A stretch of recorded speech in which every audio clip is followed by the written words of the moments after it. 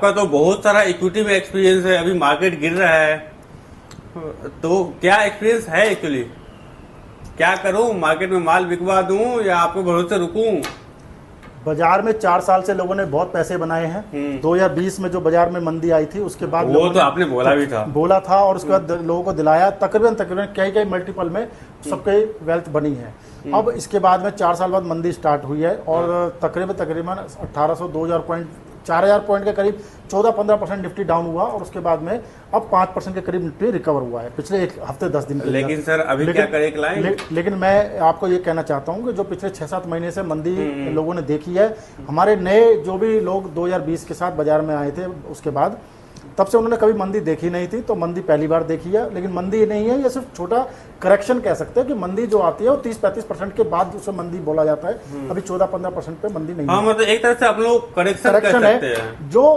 जो स्टॉक्स बहुत हैवी हो गए थे, बहुत एक्सपेंसिव हो गए थे और बाजार में उनको लेने में डर लग रहा था, अब हम उसे सस्ते रेट पे ले सकते हैं और उसे लोगों को ऐड करना चाहिए। ये हो गया कि जैसे मार्केट में, अपने मार्केट में मॉल में सेल आती है ना, सेल आती है, एग्जैक्टली दिवाकर जी। ये बाजार में सेल लगी हुई है, तकरीबन हर स्टॉक अपने हाई से 52 हाई जो उन्होंने बनाया है उससे कम से 40 से 45% नीचे पे मिल रहा है। तो मैं तो अपने क्लाइंट्स को सबको ये सजेस्ट करता हूँ। तो अभी फिलहाल निफ्टी और बैंक निफ्टी का क्या लेवल देख रहे हो आप?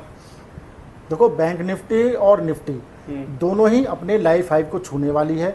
इसी साल में ही हम अंदाजा कर रहे हैं कि ये नए हाई को बनाएगी। मुझे भी लग रहा है। लेकिन इससे पहले मैं अपने सभी दर्शकों को, अपने व्यूअर्स को और अपने क्लाइंट्स को ये कहना चाहूंगा कि बाजार, क्योंकि ना मेरे को पता है या किसी और को पता है, बाजार क्योंकि अपने ही चाल से चलता है, लेकिन हम उसे अपने अनुभव के हिसाब से, अपने एक्सपीरियंस के हिसाब से एक प्रेडिक्ट कर पाते हैं कि ये ऐसा होता है। लेकिन बाजार में 7-8 महीने की मंदी रहती है। पिछले पास्ट मंदियों में देखा है, जो इतनी सारी मंदी हमने देखी, तो जिसमें 7 महीने निकल चुके हैं, तकरीबन हम बॉटम के आसपास ही हैं। और अगर कोई विशेष कुछ घटना यूएस से होती है या किसी वार सिस्टम में कुछ होता है तो शायद हो सकता है 1000-1500 पॉइंट निफ्टी और चली जाए, लेकिन वो उसके चांसेस मेरे हिसाब से बहुत कम नजर आ रहे हैं और बॉटम के आसपास ही बाजार है। और जिसको इन्वेस्टमेंट करनी है या जो कैश लेके बैठे हैं उनको अपनी शेयर्स बाइंग शुरू कर देनी चाहिए, शॉपिंग लिस्ट तैयार रखनी चाहिए।